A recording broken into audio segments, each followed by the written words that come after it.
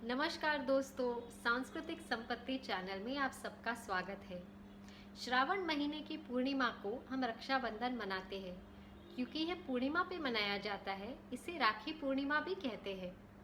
हर एक भाई और बहन के मन में इस त्योहार के लिए बहुत लगाव है।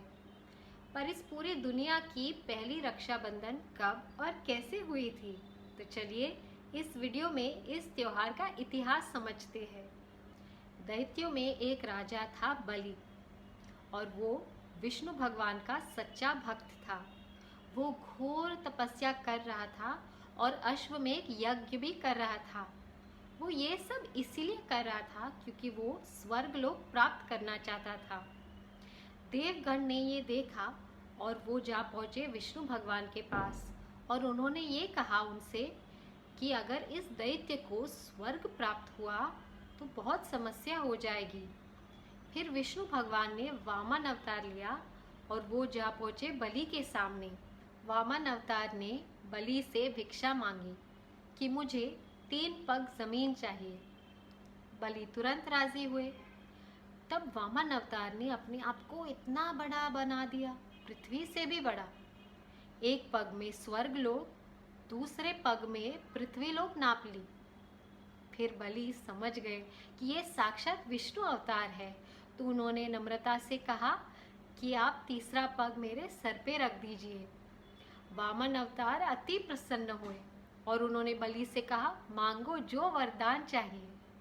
तब बलि ने कहा, मुझे और कुछ नहीं चाहिए, बस मेरे भगवान हमेशा मेरे साथ रहे।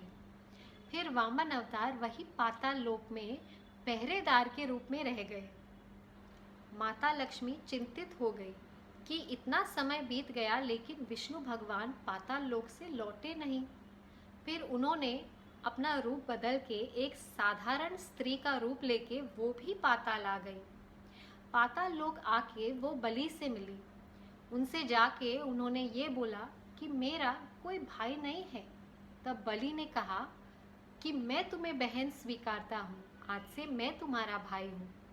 तब माता लक्ष्मी ने बलि के कलाई पर राखी बांधी और उनके लंबी आयु की प्रार्थना की। बलि बहुत खुश हुए और बोला, बहन तुम्हें क्या चाहिए? तब माँ लक्ष्मी बोली, मुझे मेरे पति वापस चाहिए। बलि कंफ्यूज हो गए कि ये क्या बोल रहे हैं। फिर माता लक्ष्मी ने अपना मूल रूप लेके उन्हें दर्शन दिए।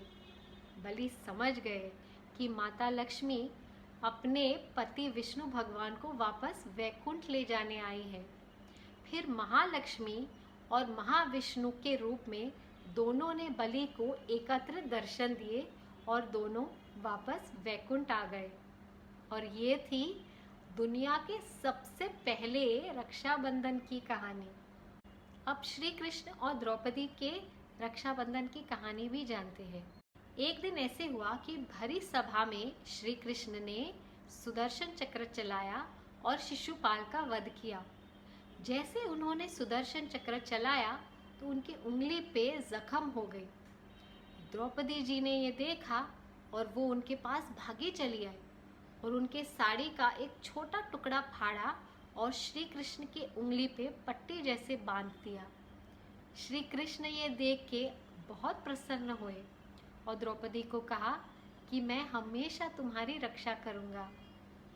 फिर महाभारत के रणभूमि में जाने से पहले द्रौपदी ने श्री कृष्ण को राखी बांधी और राखी बांधते समय द्रौपदी ने ईश्वर से विनती की कि हे ईश्वर, मेरे भाई जैसे श्री कृष्ण को युद्ध भूमि के हर एक संकट से बचाना। श्री कृष्ण तो खुद ही भगवान थे। गणेश जी के 2 पुत्र शुभ और लाभ, अब उनकी रक्षाबंधन की कहानी भी जानते हैं। रक्षाबंधन के त्योहार पे देवी मनसा गणेश जी के कलाई पे राखी बांधने आई थी। तभी शुभ और लाभ इस रिवाज को देखे बहुत ही प्रभावित हुए और वो अपने पिता गणेश जी से नाराज भी हुए कि हमें भी रक्षाबंधन का त्योहार मनाना है, लेकिन हमारी कोई बहन नहीं है, हमें भी बहन चाहिए, हमें भी बहन चाहिए। ऐसा मानो कि उन्होंने हठ ही कर दिया। फिर गणेश जी ने संतोषी माँ को निर्माण किया और आज भी ये तीनों भाई बहन बहुत ही आनंद से ये त्योहार मनाते हैं। अब बात करते हैं कि राखी को यहीं कलाई पे ही क्यों बांधा जाता है। एक प्रैक्टिकल कारण तो ये है कि यहाँ राखी बांधना सबसे आसान है, पर इसका मेन कारण ये है कि अगर हम यहाँ कलाई पे महसूस करें तो हमारी पल्स या नब्ज हमें समझ आती है। तो ये एनर्जी रिसीव करने के लिए एक बहुत इम्पोर्टेंट एनर्जी पॉइंट है, इसलिए राखी को कलाई पे ही बांधा जाता है। लेकिन राखी बांधना सिर्फ एक क्रिया नहीं है। उदाहरण के लिए जब माता लक्ष्मी ने बलि को राखी बांधी थी, तभी माता लक्ष्मी खुद एक देवी है और बलि एक दैत्य। फिर भी माँ लक्ष्मी ने बलि के लंबी आयु की प्रार्थना की थी। जब द्रौपदी ने श्री कृष्ण को राखी बांधी थी, तभी उन्होंने श्री कृष्ण के रक्षा के भाव से उनको राखी बांधी थी, और यही भाव सबसे इम्पोर्टेंट है।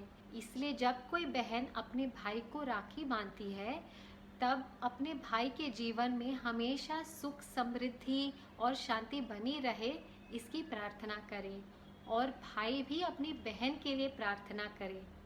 और यही जो प्रार्थना, यही जो प्रेम भाव है दोनों के बीच में, इसी वजह से ये त्योहार इतना स्पेशल और खूबसूरत होता है।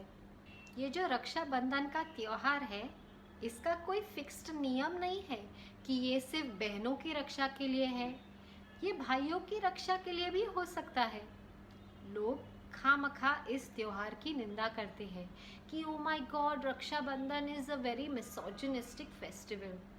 अगर ऐसे लोग आपको मिले ना, तो उन्हें ये वीडियो ज़रूर दिखाइए और इसे अपने दोस्तों के साथ भी शेयर ज़रूर कीजिए।